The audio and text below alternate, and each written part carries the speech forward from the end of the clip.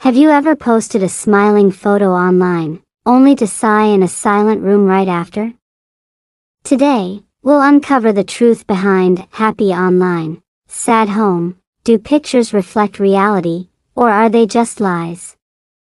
Morning online joy. Imagine this. You wake up in Copenhagen on a chilly morning, eyes half closed, hair sticking out like a cartoon explosion. But the moment you grab your phone, suddenly you're alive. A little red notification pops up, and boom, you're laughing at a meme your friends sent from across the world. Your brain, still grumpy from sleep, suddenly acts like it just won the lottery. Here's the science bit, but fun. When you laugh at a silly picture or a funny comment, your brain releases dopamine. It's the feel-good chemical, the same thing that fires up when you eat chocolate or find money in your winter coat. That's why scrolling feels like candy for your brain. It gives you little sprinkles of happiness in tiny, shiny doses. Now, let's make it real. Picture Anna, a university student in Aarhus. She wakes up, still wrapped in her blanket, and joins a group video chat. Within minutes, she's grinning, speaking English slowly with her international friends. Her accent is clumsy, her words sometimes broken, but laughter fills the screen. For Anna, mornings online are her oxygen. They make her believe she belongs somewhere, even if just virtually. But here's the punchline. Your brain doesn't care if that joy comes from real life or pixels. To your nervous system, a laughing emoji can trick it almost as much as an actual hug. That's why mornings online feel so good.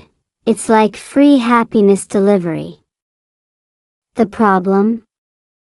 Just wait until the phone screen goes dark. Back home silence. Picture this. The moment the phone screen fades to black, the room suddenly feels bigger and emptier. The laughter that just echoed through your headphones vanishes, leaving only the faint hum of the refrigerator and maybe the ticking of a clock that sounds way too loud.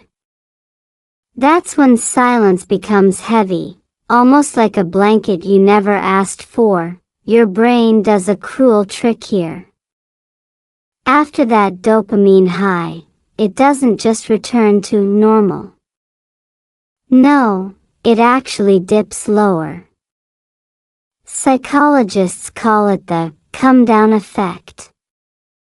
Think of it like a sugar crash. One moment you're bouncing with energy, the next you're wondering why even standing up feels like climbing a mountain. That's why the silence of home can feel colder right after online joy. It's not that your life suddenly got worse. It's just that your brain misses the noise. Take Anna again. She shuts her laptop, the bright blue light replaced by the dull gray of her kitchen wall.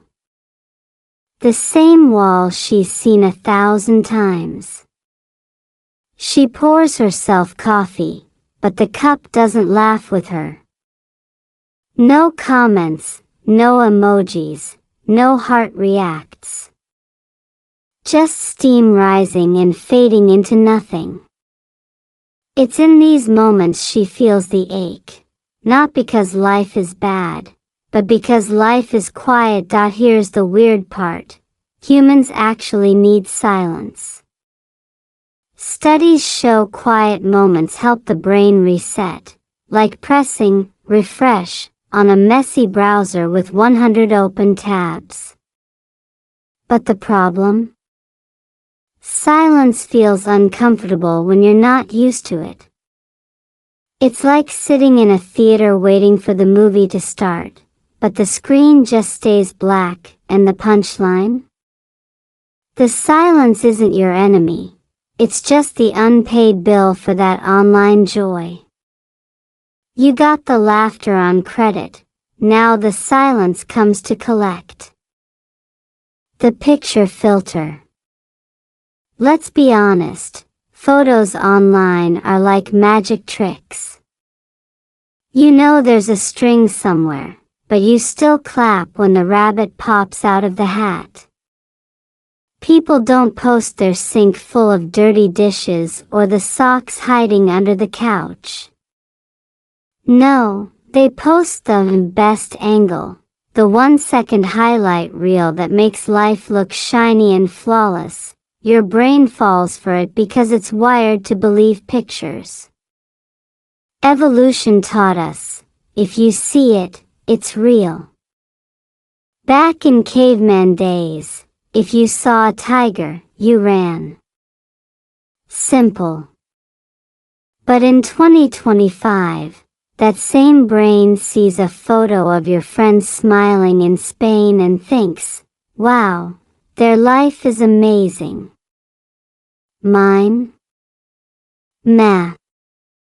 Welcome to the modern jungle, where the predators are filters and Photoshop. Anna knows this too well. She posts a picture of her coffee mug by the window. The photo looks warm, cozy, like straight out of a lifestyle magazine. But what the picture doesn't show? She's drinking that coffee alone, scrolling endlessly just to feel connected. To everyone online, it looks like a perfect morning. To Anna, it's just a cover-up for silence. Here's the kicker. Research shows that comparing your life to filtered photos can literally change your mood. It lowers self-esteem, creates envy, and even tricks your memory. Yes, your brain can rewrite its own story, convincing you that your life is duller than it really is, all because of a staged snapshot. The punchline? A picture may be worth 1,000 words, but half of them are lies your brain is whispering to itself. Reality at dinner. Imagine sitting at a small wooden table with a plate of food in front of you. The food is fine, pasta, maybe some bread, but the silence in the room is louder than the clinking of your fork. You scroll through your phone while chewing, and there it is, photo after photo of friends dining together, laughing, clinking glasses, sharing stories. And suddenly, your pasta tastes like cardboard. Here's the psychology. Social comparison. Your brain is like a nosy neighbor. It can't stop peeking at other people's windows and then judging your own house. When you see others living it up, your brain rewires dinner into disappointment. It's not that your food got worse, it's that your expectations got hijacked. Anna feels this every evening. She sits alone in her cozy Copenhagen apartment, her plate lit only by the warm kitchen lamp. She scrolls while eating, double tapping on pictures of groups smiling at restaurants. Her own reflection stares back at her from the darkened phone screen, like a quiet reminder, you're not in that photo. Science backs this up. Eating alone actually changes taste perception. Studies show people rate food as less enjoyable when dining solo compared to eating with others. That's why Anna's pasta doesn't just taste bland, it literally feels bland. Her brain is missing the seasoning of human connection, and here's the ironic twist. While she's envying others online, many of those group photos are staged too. Smiles held too long, drinks raised for the camera, laughter paused until the shutter clicks. Behind the scenes, someone's also scrolling, someone's also lonely punchline? The difference between your plate and theirs might not be the food, it's just the audience. A neighbor's smile. Now picture this. Anna is taking out the trash, still stuck in her head, scrolling through old photos on her phone.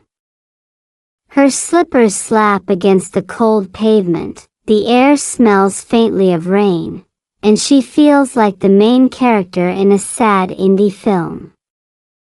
Then it happens.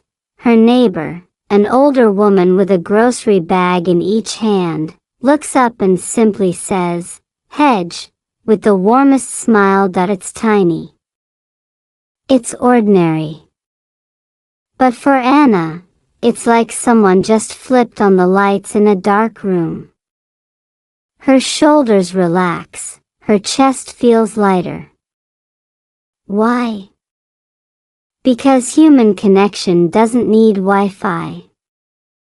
Even a 2-second smile can trigger oxytocin, the bonding hormone, that makes you feel safe and valued. Basically, your brain throws a little party for something as small as eye contact. Think about it. That neighbor's smile doesn't have a filter. It isn't rehearsed, cropped, or edited in Lightroom. It's raw, unpolished, and, most importantly, real. And your brain knows the difference. Unlike scrolling through curated photos, a smile you receive in person activates more parts of your nervous system: facial recognition, emotional mirroring, even posture shifts. It's like your whole body whispers, "I exist, and I matter here." Anna carries that moment with her back inside. Her kitchen doesn't feel so empty anymore, because now she has proof. Connection doesn't always mean hundreds of likes. Sometimes it's just one smile, and that's enough to crack the silence wide open. Punchline? Your neighbor's 5-second grin might feed your soul more than 50 glossy Instagram posts ever could. The mirror question. Later that evening, Anna washes her face, leans over the sink, and finally looks straight into the bathroom mirror. The girl staring back doesn't look like the girl in her online photos. No perfect lighting, no cozy filters, just tired eyes and damp hair. For a long second, she studies her own reflection and whispers, "Am I living my life, or just performing for the pictures?" This question hits harder than you think. Psychologists call it self-discrepancy, the painful gap between who you really are and who you present to the world. Your brain keeps two files, one labeled real me and another labeled ideal me. The bigger the gap between them, the heavier your chest feels. It's not drama, it's biology. The body actually responds with stress signals, tense muscles, shallow breathing, racing thoughts. For Anna, it's a wake-up call. She remembers all those photos she posted, her coffee mug staged near the window, her fake "I'm fine" smile at a party, even captions she didn't fully believe. Standing in front of the mirror, she realizes that the person online might be liked, but the person in the mirror is the one she has to live with. And no amount of likes can hug her when she feels lonely. Here's the science kicker. Studies show that self-reflection, even uncomfortable moments in front of a mirror, can trigger a reset. When you face the real you, your brain has a chance to align those two files, shrinking the gap between real and ideal. It hurts at first, but it's also the first step toward authenticity. Punchline? Mirrors don't lie, but sometimes they ask the hardest questions. A small change. The next morning, Anna does something unusual. She leaves her phone on the table and walks outside without it. No notifications, no camera in her pocket, no plan to capture the moment. Just her sneakers tapping the cobblestones, the crisp Danish air filling her lungs, and the chatter of kids biking to school. It feels weird at first, like forgetting your wallet, but then it feels freeing. Here's the psychology. Your brain craves novelty. When you step into a new environment, especially without a screen, your senses suddenly sharpen. You notice the smell of fresh bread from the bakery, the crunch of autumn leaves underfoot, the rhythm of footsteps and bicycles. These aren't grand experiences, but they're real. And real is something no filter can manufacture. Anna bumps into a classmate at the corner. Instead of exchanging likes on each other's posts, they share a short, simple chat about homework and the weather. It's not deep, it's not glamorous, but it makes her smile in a way 100 emojis never could. Her nervous system hums with calmness instead of dopamine spikes and crashes. Science backs this up. Even 5 minutes of face-to-face conversation lowers stress hormones more effectively than half an hour of scrolling. That's because human voices carry subtle signals, tone, pitch, rhythm, that trigger empathy circuits in the brain.